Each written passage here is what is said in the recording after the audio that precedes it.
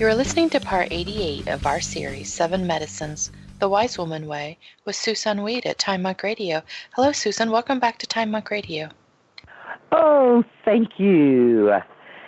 So, what did you think about that? Was that startling to you when we talked about ultrasounds last week? You know, that really did startle me because obviously with my kids we had ultrasounds to figure out the gender and, you know, various other things with no knowledge of that. Exactly. It's not as though somebody said, well, look, you can have this test if you want to, and there's this possible drawback to it. Because I probably would not have done it knowing the drawback. It's presented as though it's absolutely fine, normal, non-invasive, completely safe. It sure is. Absolutely. Good to remember whenever we are in the Seventh River, it's not going to be safe, no matter how safe it looks. Kind of like bungee jumping, isn't it? Yes. Definitely.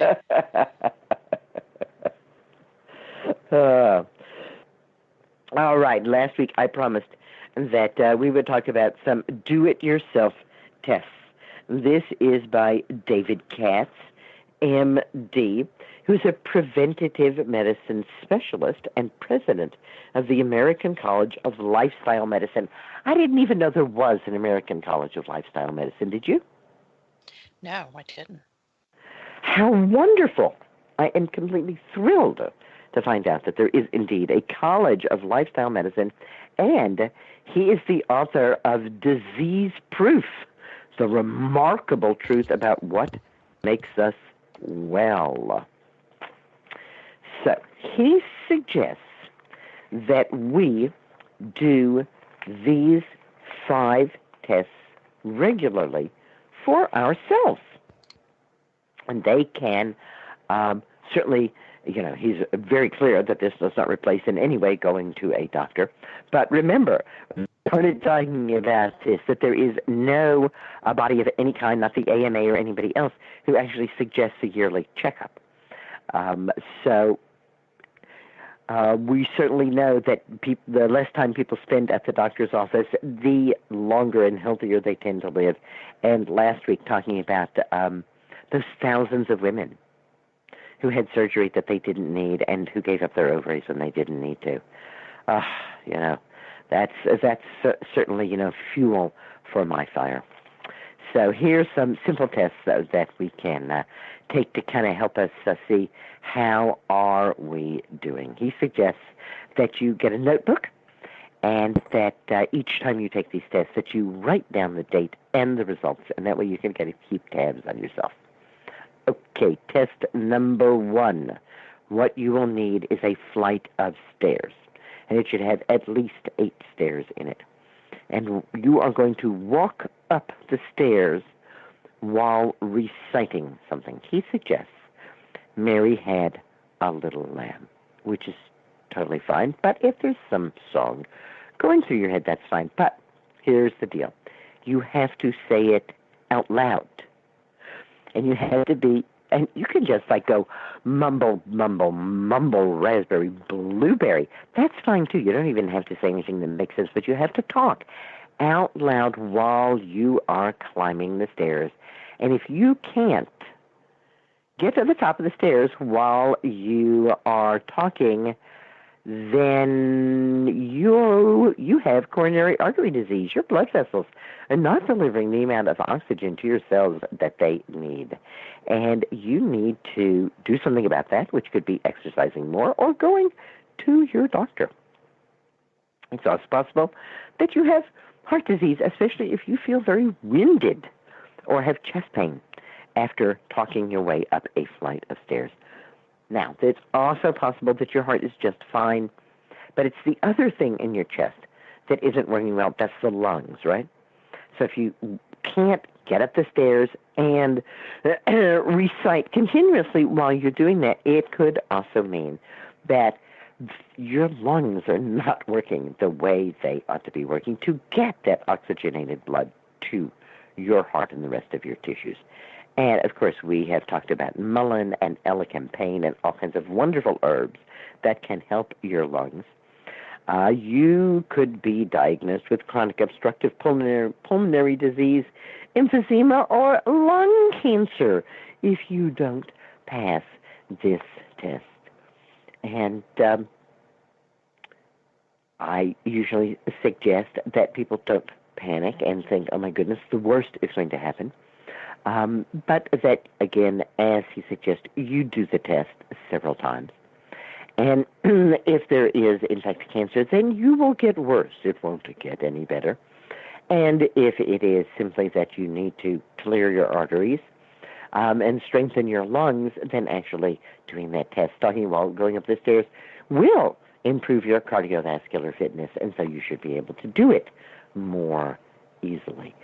Emphysema, you're probably not going to repair emphysema, but those other things, work with those herbs and do those stairs every day if you need to, until you can do it. All right. How about the gravity test? Okay.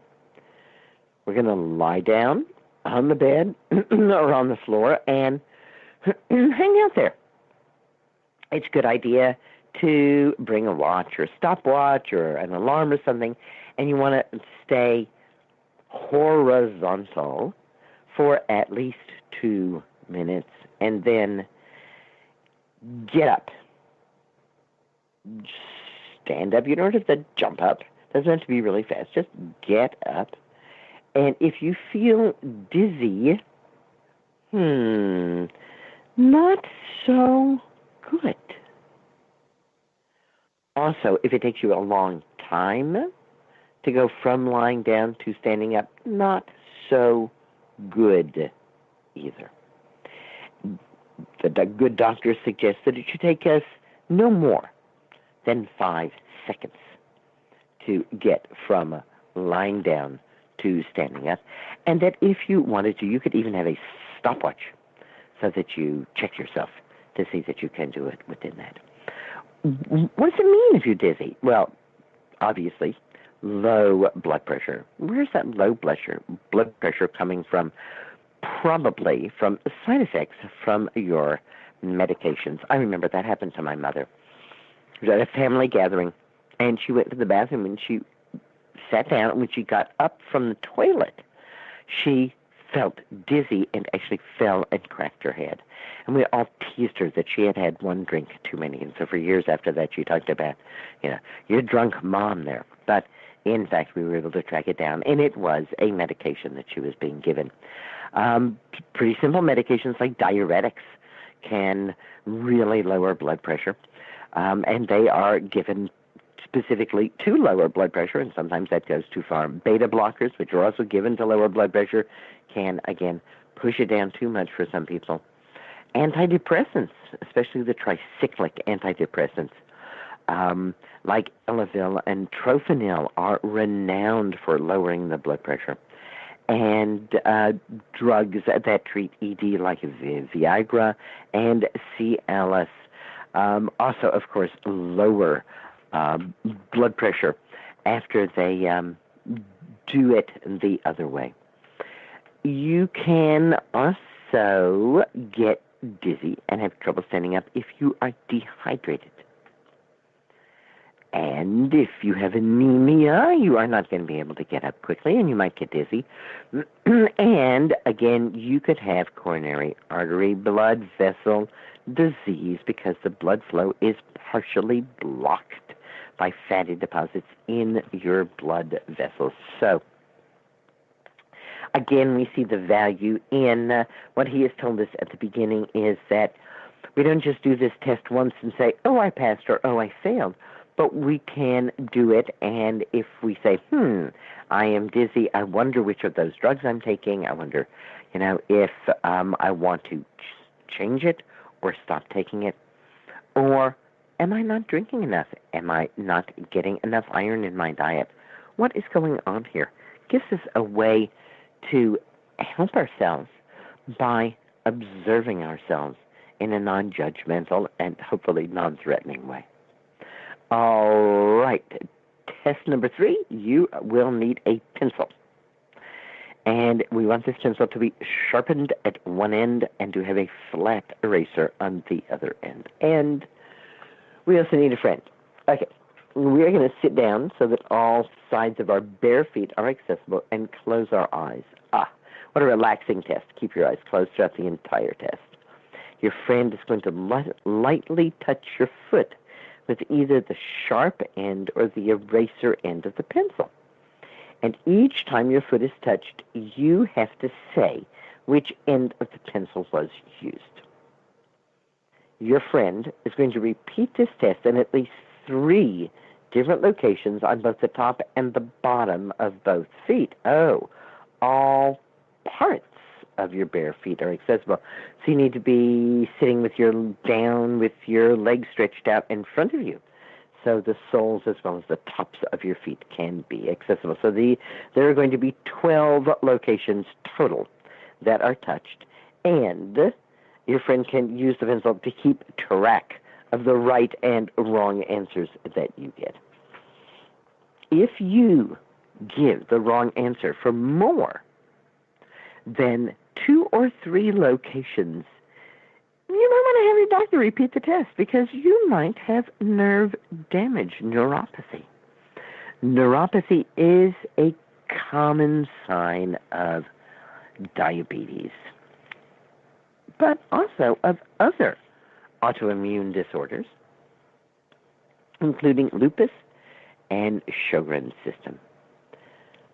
Neuropathy can also be caused by Lyme disease, shingles, hepatitis C, excessive exposure to toxins, and especially pesticides, mercury, and lead. Pencil, friend, let's hope those feet are feeling and doing things. One of the meditation forms that I practice is called the realization technique. And most meditations in the realization technique start with feeling as though I am living inside my feet and feeling life in every portion of my feet. And it goes on from there. All right, test number 4, the urine test.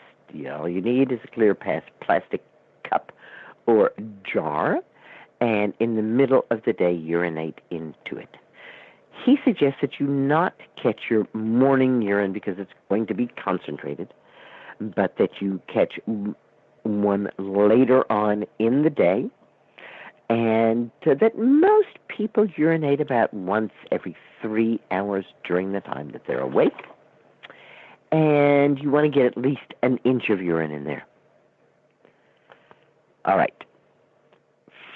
In Tibet, they do urine diagnosis, and they're really remarkable at doing urine diagnosis. But we're going to engage ourselves in doing a little at-home urine diagnosis here. Some obvious things. First of all, what color is the urine? If it is brown or pink, or even really dark yellow, this is not okay. It should be a pale straw color. Urine that has discoloration means you are dehydrated or something is up with your kidneys, and there could be a few possible other things going on, but that's the usual ones. All right.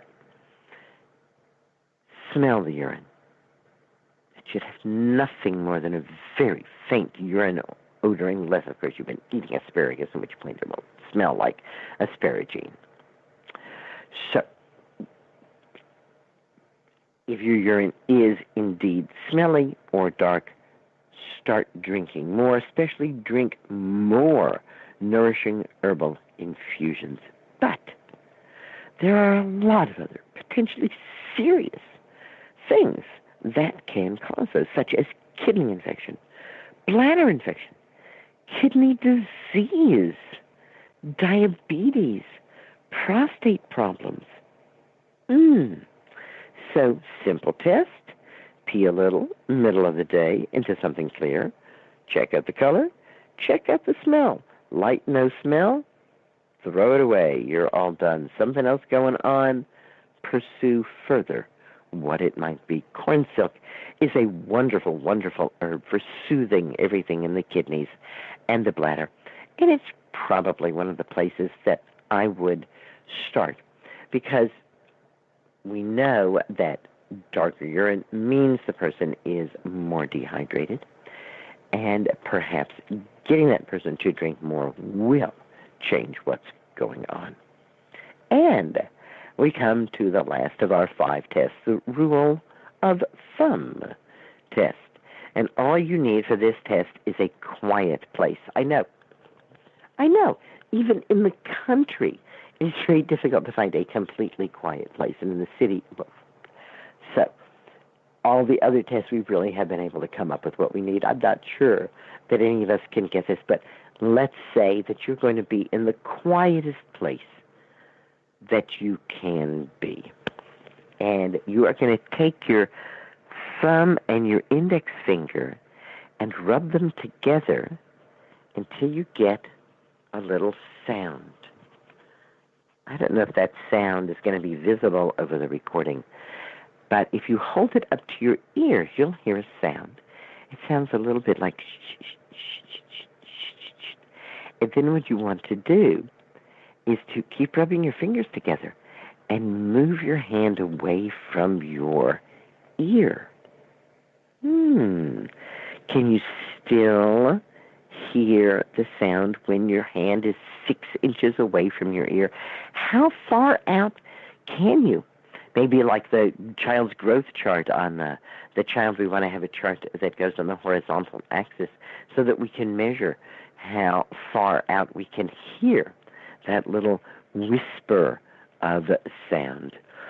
Many people say, oh, well, it's not really important. I can't hear so well. It's no big deal. But we are to remember that hearing is indeed a very important sense, and that Dr. Katz says that he doesn't like to have to treat people who've been in car accidents because they couldn't hear what's going on around them. All right, let us leave mostly the world of tests here in the Seventh Medicine and look into surgery.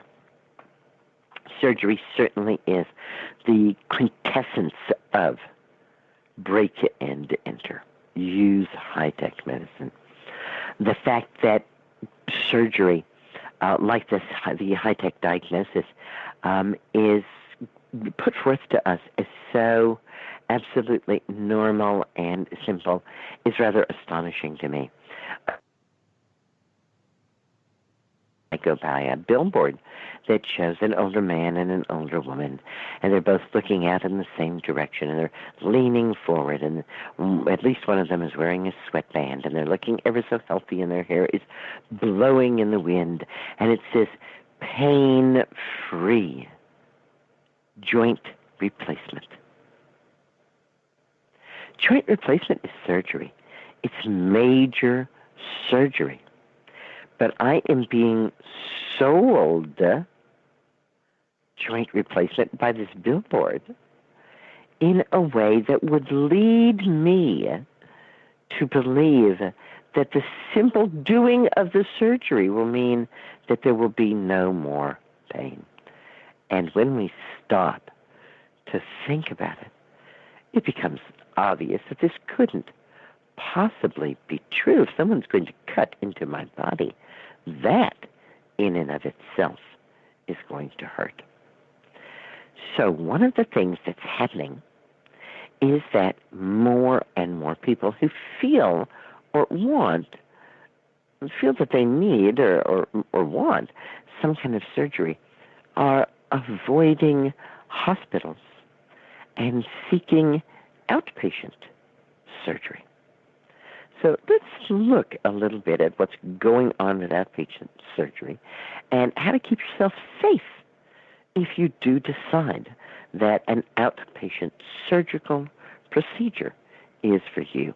In coming weeks, we will be talking about getting ready for surgery, during surgery, and after surgery. And the things we'll be discussing then can certainly be used also for outpatient surgery. In fact, the number of outpatient procedures done each year has tripled in the past 3 decades, according to the Healthcare Blue Book. And that means that it's about 60 million outpatient procedures done each year right now. Part of the reason that this is possible is that we have a shorter acting anesthesia and that we have less invasive surgery. In other words, rather than having to take a scalpel and open someone up, we can now simply make a few holes in the person and work laparoscopically. Among the most common outpatient procedures are cataract surgery, colonoscopies, and endoscopies in which the intestines are looked at. There are, of course, problems at outpatient surgical clinics, but infections appear to be less likely in an outpatient surgery clinic than in a hospital. And that's, of course, one of the primary reasons that people are seeking to have their surgery at an outpatient center. It can be, however, quite challenging to find the information you need to make a good choice about where to get a specific thing done. Unlike hospitals, outpatient surgery clinics are not required to report infections or complications, and they're not inspected by a single organization, making it very difficult for consumers to compare facilities. And it is important to compare facilities because the prices within the same community can vary enormously. In the Chicago area, to have cataract surgery at the least expensive outpatient clinic was about $2,000. The most expensive was about $4,000. In the same Chicago area, to have an endoscopy, which is an upper gastrointestinal look-see, the less expensive place was about $800, and the highest place was $1,700. So note that both of those were double. And so it is important, if you're going to have an outpatient procedure done, to really shop around. It is also important to shop around because perhaps you had a doctor that recommended outpatient surgery at a certain outpatient clinic where that doctor is working. On the face of it, this seems very friendly and very nice, and how wonderful that your doctor will be there. But does your doctor own it? Outpatient clinics are so profitable that many doctors have invested in them. Just because a doctor owns a facility doesn't mean he's crooked, but it also doesn't mean it's the best place. Remember that even at outpatient clinics, anesthesia will be used. If your procedure is going to require general anesthesia, then please be sure that there is a board-certified anesthesiologist there with you. And how about your doctor? How much experience does your doctor have? One article that I looked at said it's really important that your doctor has done this procedure at least 50 times in the past year. And the author of the other article said, I wouldn't go to a doctor who had only performed it once a week in the past year. I want a doctor who's doing this procedure several times a day. I want a doctor who's done 1,000 procedures in the past couple of years. And is there an emergency plan? And what is the emergency plan? There are specific kinds of machines and specific kinds of drugs that hospitals have on hand that are used in the rare instance when things go really, really badly. But if you happen to be that rare instance, then you want those things to be on hand. And sometimes outpatient clinics don't have them. So find out. And no matter what's going on at the outpatient clinic, if need be, can your doctor get you admitted to a hospital? And is it a nearby hospital? Since it's hard to find information on outpatient clinics, you're going to have to do a little Sherlock Holmesing yourself and find out what the infection rate is. Ask any outpatient clinic that you're interested in using how many patients have had to be hospitalized because of infections after the procedure you're thinking of having. Remember the article that I read about the women who had false positives in the ovarian cancer screening and thus had false unneeded surgery, and that 15% of them had severe enough infections to require hospital care. What's the infection rate? If you are told nothing, don't believe it. There are always infections. And before you leave, be sure that you know who you can call in case something happens that makes you nervous. It's also a good idea to have a clear view of your physical status. The American Society of Anesthesiologists uses a numerical scale to assess a patient's surgical risk. So a low score, that's 1 through 3, means that you are generally healthy. 3 to 4 usually means that you have a life threat, that you have a disease that is not life-threatening. And 4 or 5 means that you have a high risk for complications because you have some severe health problems. This can certainly help you decide whether or not it would be safe for you to have surgery at an outpatient clinic.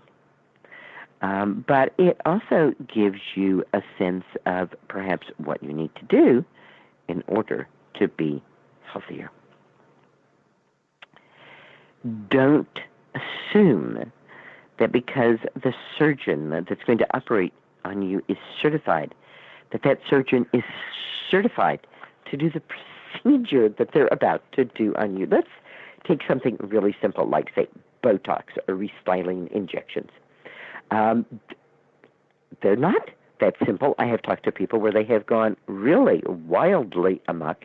And for the best results, you need to have a physician who is board certified in plastic surgery and reconstructive surgery.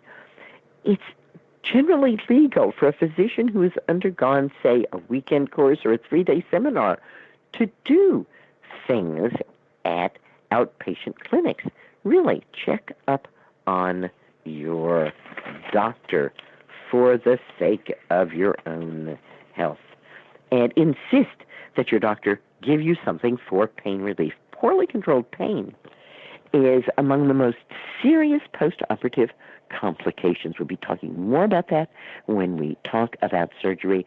But if you're going to an outpatient clinic, it's a good idea to say, I want pain control and I don't want opioids or